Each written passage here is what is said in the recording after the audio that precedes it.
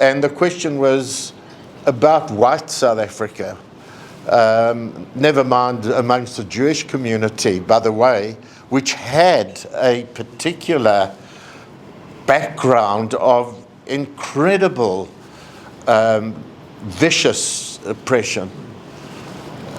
Why were there so few who emerged to raise their voices and say, look, this is no good, and be prepared to take a stand? It wasn't just the small group of whites who joined the Communist Party. It was banned when I became involved. I joined something called the Congress of Democrats, which was about a 20th the size in number, even less, than the Liberal Party of South Africa of Alan Paton and the Black Sash women, who were incredibly brave. If you think of those days, you know, out on the streets, I talked to you about these young hooligans who were beating the African guy and the woman who shouted out, stop, stop. The Black Sash was several hundred women around the country, actually not just middle class, quite a number upper class, whose husbands were mining owners, etc. But their conscience was stirred, and maybe because of Christianity or sheer humanity. There were a few Jewish women amongst them. And they were prepared to stand up. But they had to face howling mobs of whites, throwing tomatoes and rotten eggs and stuff. And they had to suffer, just as others did, much more, of course.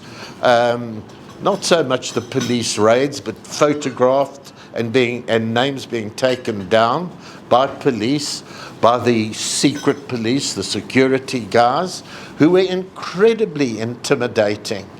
Now, you know, if you were to the left of the Liberals and you joined something like Congress of Democrats and before that Communist Party, which were fully allied to the ANC, you know, you came in for 100% more, well, 100 times more scrutiny, and ended up, as some liberals did, as some Christian priests did, amongst the 156 freedom trialists, or the roundup at the time of Sharpeville and the state of emergency, when just amongst whites, probably, 400 whites were locked up, which is quite a little, it's a minority.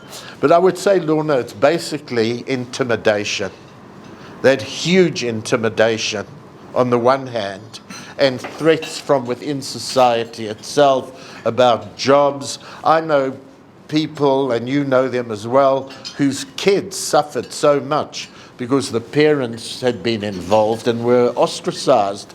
And this is the same, it goes for police states anywhere in the world, where there is such crass injustice, overwhelming and suffocating police state, brutality, injustice, intimidation, that people don't like it. But until there's a few and then more who then begin to fill the streets and find in numbers the chemical change, which was the case in the late 80s, when effectively it was mass marches and so on that forced the National Party to unban the ANC.